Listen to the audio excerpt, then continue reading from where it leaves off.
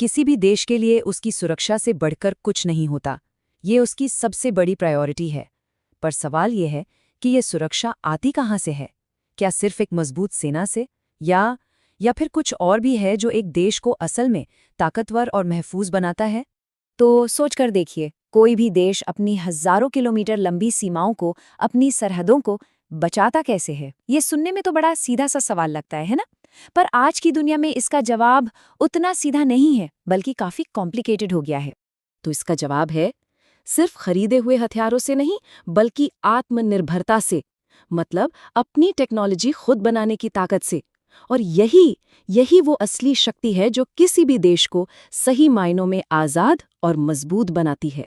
देखिए, जब कोई देश अपनी सेफ्टी के लिए, अपने हथियारों के लिए दूसरे देशों पर डिपेंड रहता है ना, तो ये एक बहुत बड़ी स्ट्रैटेजिक वीकनेस बन जाती है। जरा सोचिए, अगर लड़ाई छिड़ जाए और जिस देश से हथियार आने हैं वो मना कर दे तो बस यही वो सबसे बड़ा चैलेंज है डिफेंस में सेल्फ रिलायंस।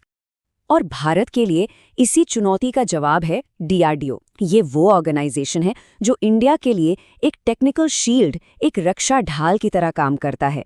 ये हमारी बाहरी निर्भरता को कम करता है और देश को अंदर से मजबूत बनाता है। तो सवाल उठता है, ये डीआरडीओ आखिर है क्या?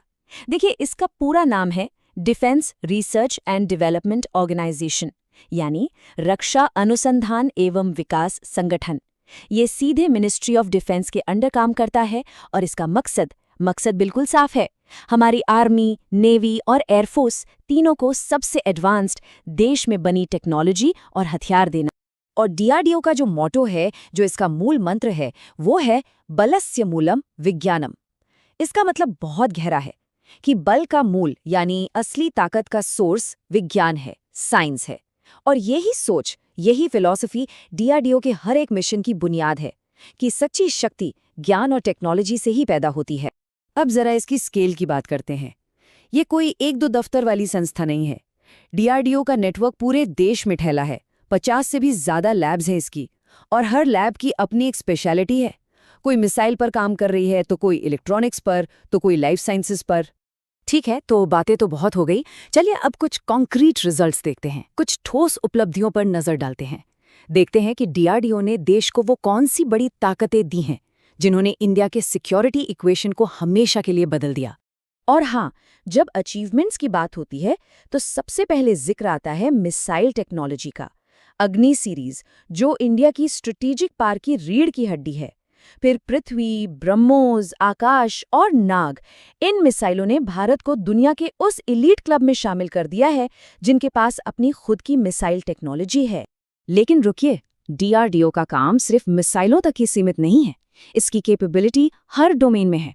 आसमान में हमारा अपना फाइटर जेट तेजस, जमीन पर हमारा मेन बैटल टैंक अर्जुन, समंदर की गहराइयों में दुश्मन पर नजर रखने वाले सोनार सिस्टम और हमारे एयर स्पेस को प्रोटेक्ट करने वाले रेडार, ये सब कुछ डीआरडीओ की ही अच्छा, अब इन बड़ी बड़ी मशीनों और हथियारों से हटकर चलिए उन लोगों की बात करते हैं जिनकी जान बचाने के लिए ये सारी टेक्नोलॉजी बनाई जाती है।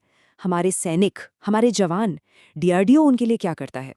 और ये देखना बहुत जरूरी है कि टेक्नोलॉजी कैसे सीधे सीधे जानें बचाती है, जैसे हल्की और मजबूत बुलेट प्रूफ जैकेट्स, सियाचिन जैसी जगहों की जमा देने वाली ठंड से बचाने वाले स्पेशल कपड़े, और तो और बैटलफील्ड में तुरंत काम आने वाली लाइफ सेविंग दवाइयाँ। इन सब के जरिए डीआरडीओ हमारे जवानों की हिफाजत के लिए लगातार काम कर रहा है। तो इसका मतलब क्या हुआ? मतलब ये कि डीआरडीओ सिर्फ एक रिसर्च इंस्टीट्यूट नहीं है, ये आत्मनिर्भर भारत के सपने का एक बहुत मजबूत पिलर है। एक ऐसा पिलर जिसका असर सिर्फ हमारी सिक्योरिटी पर नहीं, बल्कि देश की इकोनॉमी और पहचान पर भी पड़ता है। और ये प्रोसेस बहुत सिंपल है, चलिए समझते हैं। स्टेप 1, डीआरडीओ देश में ही टेक्नोलॉजी डेवलप करता है। स्टेप 2, इससे हमें विदेशों से महंगे हथियार नहीं खरीदने पड़ते, मतलब इंपोर्ट पर डिपेंडेंसी कम होती है। और स्टेप 3, ये टेक्नोलॉजी फिर हमारी डोमेस्टिक कंपनीज को दी जाती है, जिससे मेक इन इंडिया को, यानी देश में ही डिफेंस प्रोडक्शन को जबरदस्त बढ़ावा मिलता है। और हाँ, एक जरूरी बात, ये काम डीआरडीओ अकेले नहीं कर रहा है। वो प्राइवेट कंपनीज और नए नए स्टार्टअप्स के साथ मिलकर कोलैबोरेट करके काम करता है। इससे हो क्या रहा है? पूरे देश में इनोवेशन और डिफेंस मैन्युफैक्चरिंग का एक पूरा इकोसिस्टम तैयार हो रहा है। तो अब आगे क्या? देखिए, डीआरडीओ का मिशन कभी खत्म नहीं होता, क्योंकि टेक्नोलॉजी लगातार बदल रही है और उसके साथ साथ चैलेंजेस भी नए आ रहे हैं। तो चलिए एक नज़र भविष्य पर डालते हैं कि डीआरडीओ का डायरेक्शन अब क्या होने वाला है।